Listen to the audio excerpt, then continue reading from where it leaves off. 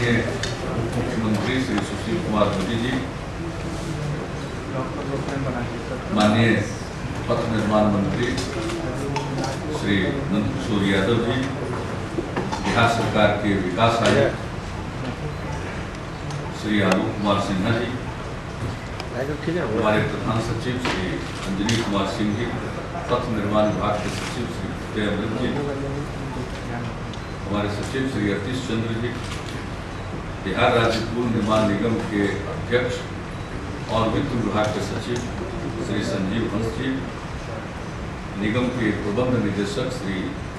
देव नारायण प्रसाद जी, इस कार्यक्रम में उपस्थित पथ निर्माण विभाग एवं पुल निर्माण निगम के सभी अधिकारीगण, उससे जुड़े सभी अभियंतागण और इस अवसर पर पुरस्कृत सभी संवेदकगण, विशिष्ट अतिथिगण, प्रिंट एवं इलेक्ट्रॉनिक मीडिया के सभी प्रतिनिधिगण, देवी और सज्जन,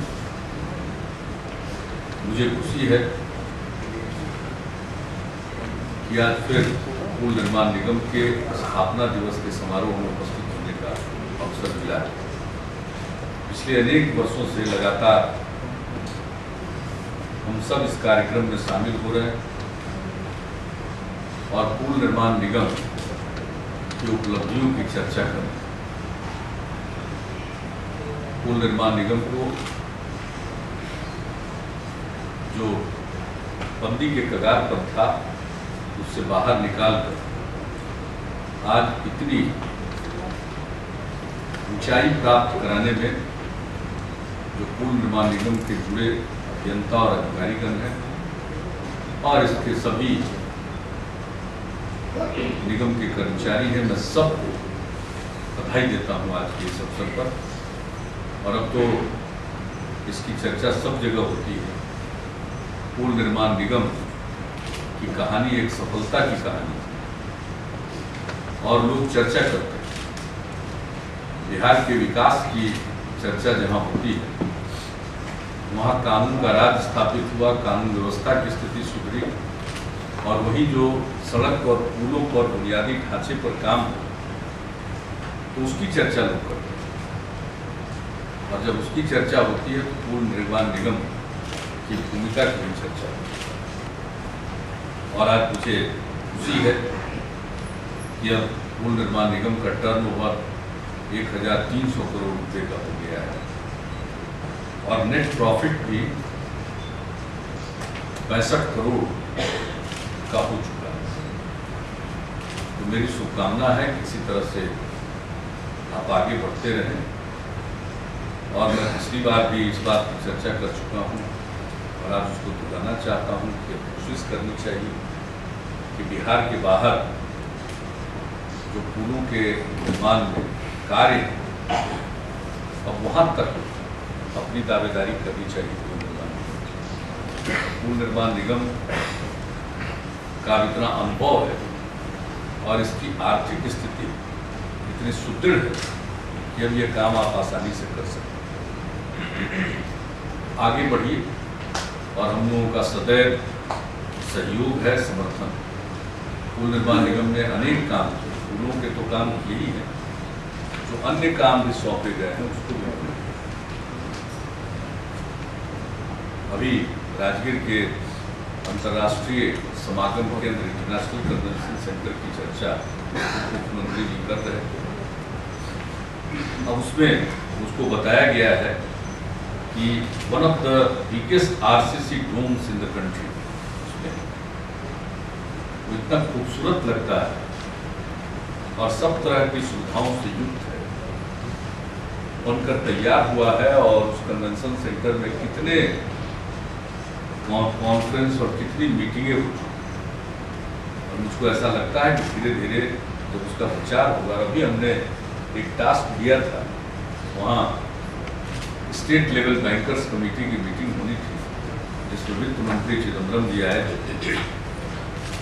हमने उसमें देखा था कि एक ही उस पूरे कन्वेंशन सेंटर में कमी थी कि एक लॉबी में अगर मीटिंग में जाने के पहले इंतजार करना हो तो एक लॉबी की जरूरत थी। एक था